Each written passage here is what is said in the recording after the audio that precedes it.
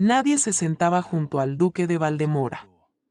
Nadie, hasta esa noche, cuando una mujer de 31 años, a la que todos llamaban la solterona de los Montalvo, caminó directo hacia la silla vacía y se sentó como si no supiera que estaba firmando su propia sentencia social, o quizás sí lo sabía, y no le importó.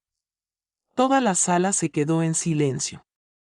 Un caballero dejó de servir el vino a la mitad.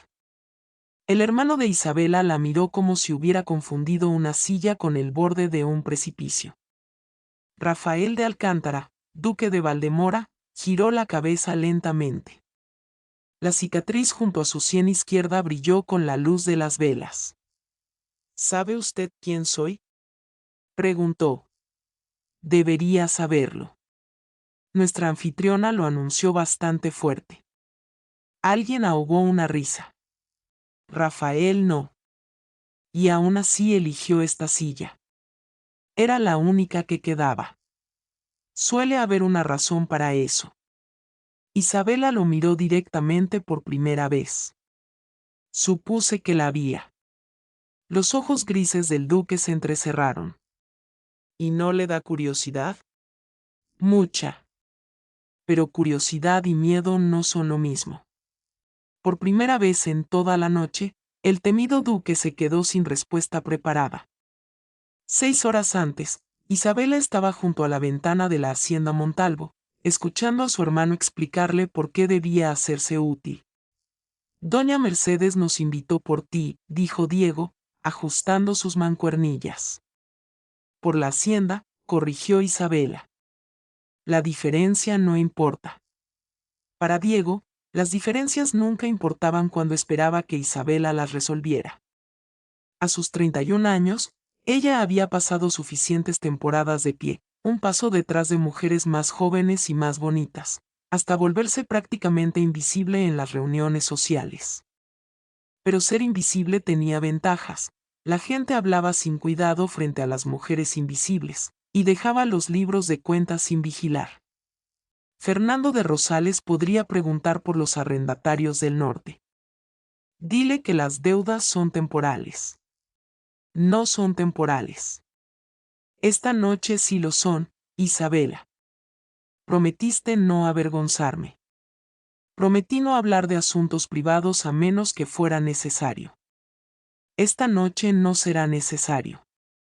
Entonces espero que nadie pregunte. En el gran comedor de la hacienda de los Robles, 40 invitados guardaban una alegría forzada alrededor de un extremo de la mesa. Ahí, solo, estaba sentado el hombre cuya reputación siempre llegaba antes que él.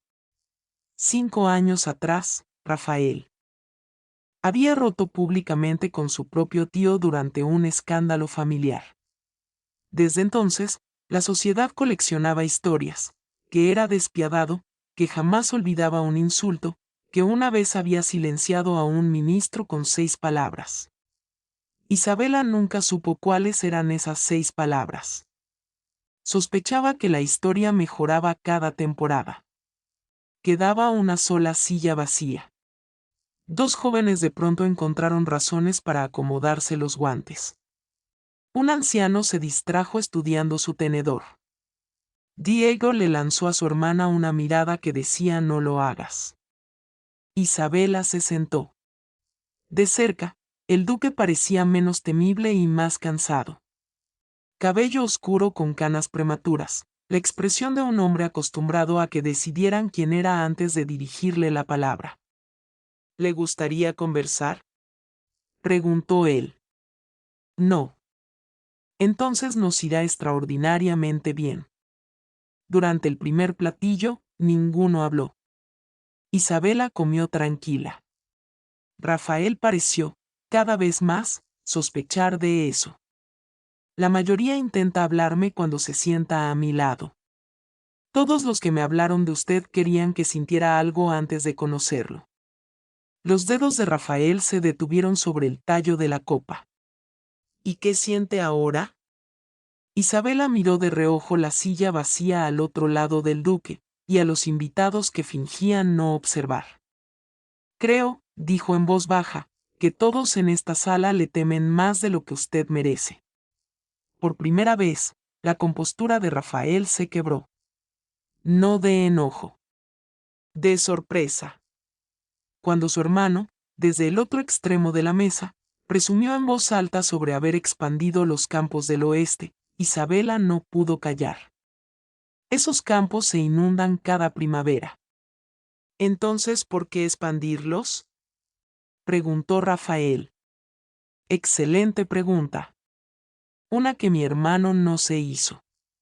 Diego, furioso, la interrumpió desde lejos. Isabela, no aburras a su excelencia con asuntos de siembra. Su excelencia preguntó, dijo Rafael, con una frialdad que cayó a Diego por el resto de la cena. Después de la cena, mientras los caballeros se quedaban con su brandy, un hombre llamado Julián Casares se acercó a Isabela junto al fuego, con doña Beatriz siguiéndolo, ya sonriendo. «Le ha robado usted a nuestra dama de repuesto más confiable, Valdemora», dijo Julián. «Toda anfitriona necesita una soltera pasada de los 30. Alguien debe llenar las sillas vacías cuando las jóvenes ya fueron reclamadas». Varios rieron. Isabela sintió la vieja sensación conocida. No fue sorpresa, ni siquiera dolor exactamente, sino ese pequeño repliegue interior que había perfeccionado con los años. Pero antes de que Rafael pudiera intervenir, ella habló primero.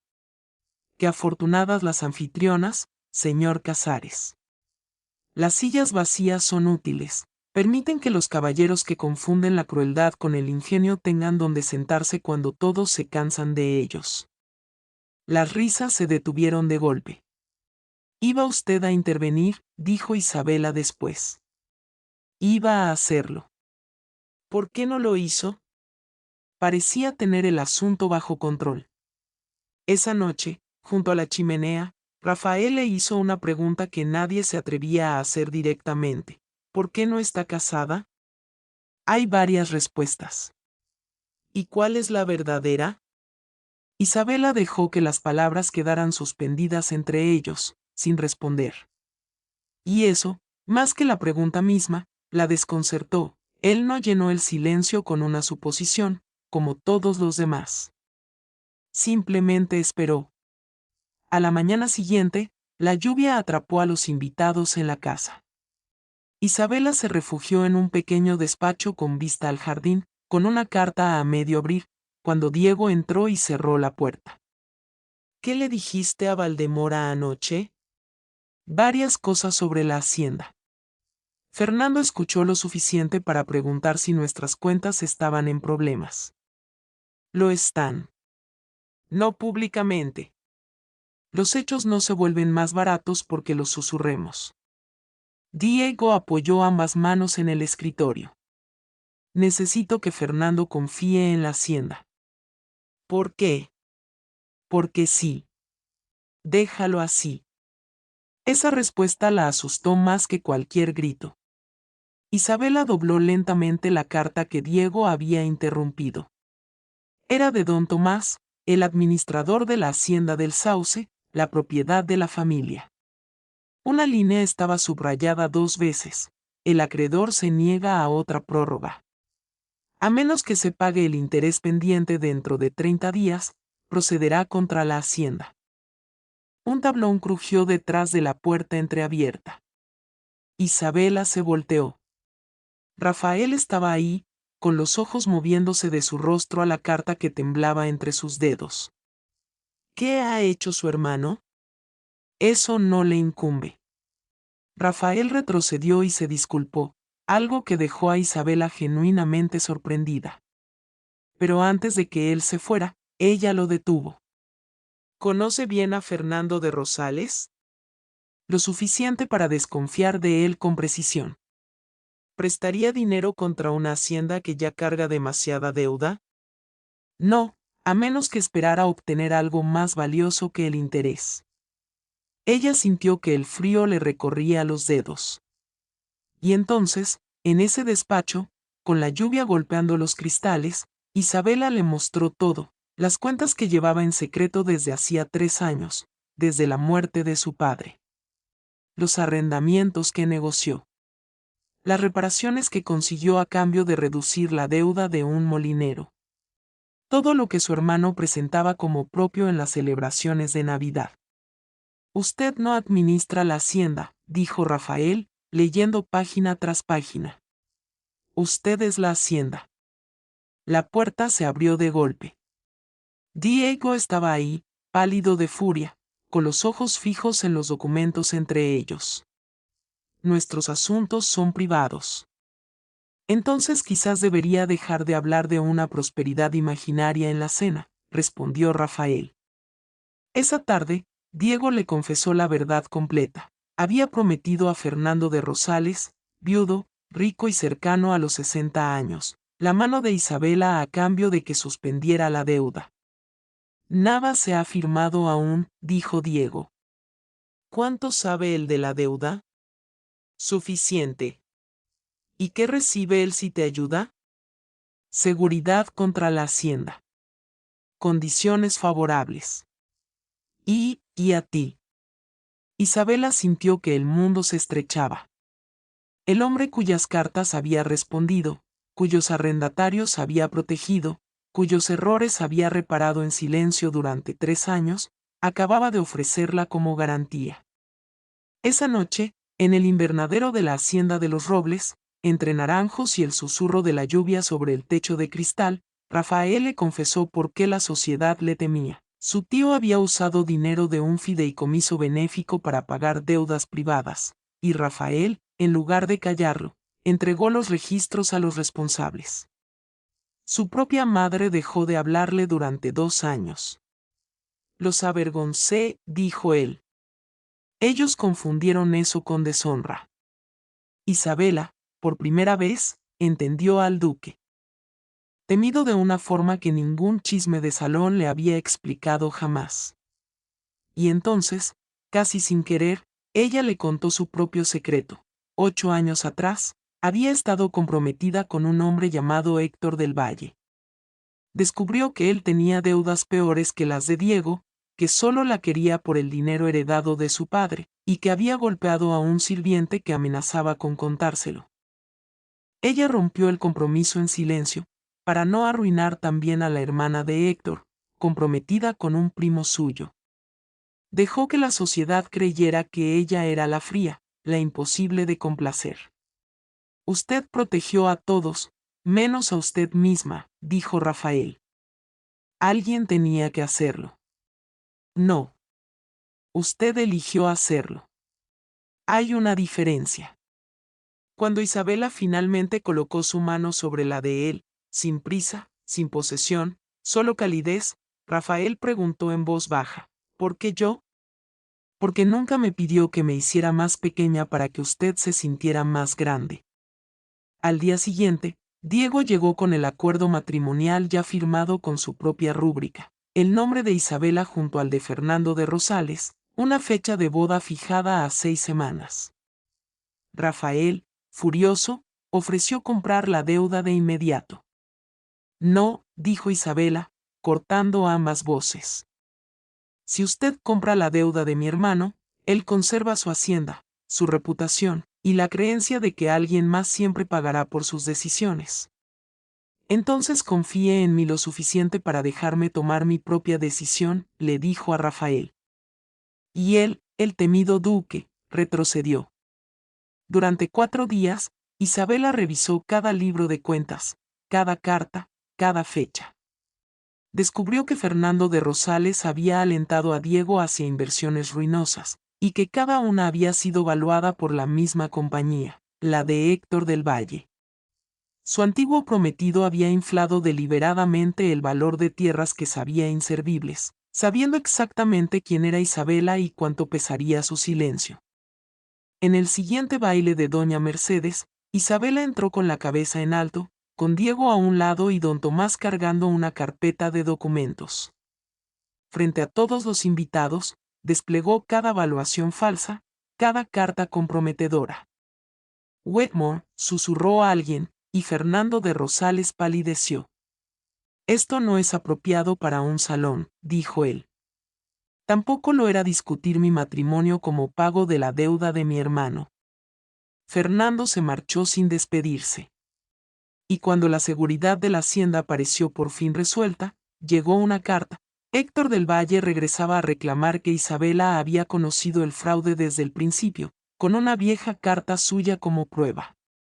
Pero Isabela conservaba, desde hacía 8 años, la página que él había arrancado, la que demostraba que ella se había negado, desde siempre, a que su dinero garantizara las deudas de otro hombre. La reputación de Héctor se derrumbó bajo el peso de sus propios documentos. Fernando de Rosales se retiró de la sociedad antes de enfrentar la investigación completa. Diego perdió parte de las tierras, pero también, por primera vez, aprendió a mirar a su hermana sin usarla como escudo. Meses después, en el mismo comedor donde todo comenzó, Isabela notó algo extraño: la silla junto al duque de Valdemora seguía vacía. No por falta de espacio. Nadie se atrevía a ocuparla, esperando, quizás, que solo una persona tuviera derecho a hacerlo. ¿Está reservada?, preguntó ella, deteniéndose junto a la silla. Depende de si usted la elige. Y esta vez, con una docena de lugares disponibles en la sala, Isabela lo eligió a él. Dijiste que querías preguntarme algo, murmuró ella. Isabela Montalvo. No quiero rescatarte, ni administrarte, ni que me lo agradezcas. Quiero tu juicio cuando el mío falle. Tu silencio cuando las palabras sobren. Tu desacuerdo cuando lo merezca. Te quiero a mi lado porque tú eliges estar ahí. ¿Te casarías conmigo? Isabela miró al duque que toda la sociedad le había advertido temer, y vio en cambio al hombre que había aprendido a dar un paso atrás cuando el amor exigía respeto, y a dar un paso al frente cuando la lealtad exigía valentía. Puso su mano sobre la de él. Sí, Rafael. Te elijo a ti. Se casaron ese verano, en una ceremonia sencilla. Años después, en las noches de invierno en la hacienda de Valdemora, 2 sillas permanecían siempre junto al fuego de la biblioteca. A veces se leía mientras ella revisaba los papeles de la hacienda. A veces solo compartían el silencio que, desde la primera noche, los había hecho sentir curiosidad el uno por el otro. Y cada vez que Isabela lo encontraba observándola, preguntaba, ¿qué? Y Rafael siempre daba la misma respuesta: sigo notándote.